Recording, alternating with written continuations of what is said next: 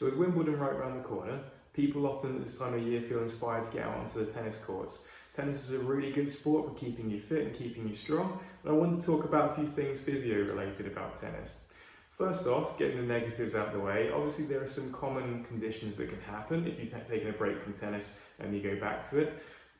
Tennis elbow being one of the more common ones, and rotator cuff issues in the shoulder. Tennis elbow being more of a muscular tenderness issue at the elbow joint, mostly because of the strong demands on the wrist, and rotator cuff muscles around the shoulders because of the demands at that level as well. Like any form of sport, if you have taken a break from it and go back to it, you might want to ease back in rather than go all guns blazing with it. But those are some of the more common upper limb conditions you can see. The lower limb isn't excluded from the risk as well, particularly from a muscular point of view. If there are any drop shots coming, people sprinting to get to the net, or even kind of rapid change in directions can irritate things around the hips and the knees. And it's very common for people to roll their ankles when they're kind of trying to do those dynamic movements on the tennis court as well. Now, it's not all doom and gloom. There are ways of preventing these things.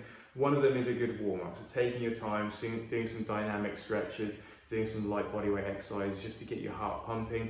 The best thing with the warm-up is to include some kind of functional activities, so things that will be needed to do with tennis, so lunging exercises to warm up, practicing serving through the air without a ball and things like that, just to get used to the swing motion to warm those specific muscles up for it. Another one is to wear appropriate footwear. As I said about rolling ankles, if you have nice, good supportive shoes, you're much less likely to do that. Obviously, they still need to be comfortable though.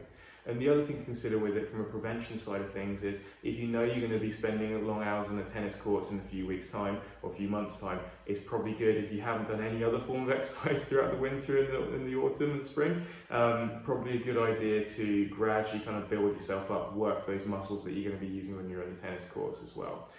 This time of year as well, one other consideration has to be hydration. So with the heat wave that we've just had and the one that's coming up as well, making sure that you're very well hydrated. Make sure you drink before the tennis, during tennis and after tennis, just to make sure you don't get too caught out with it as well.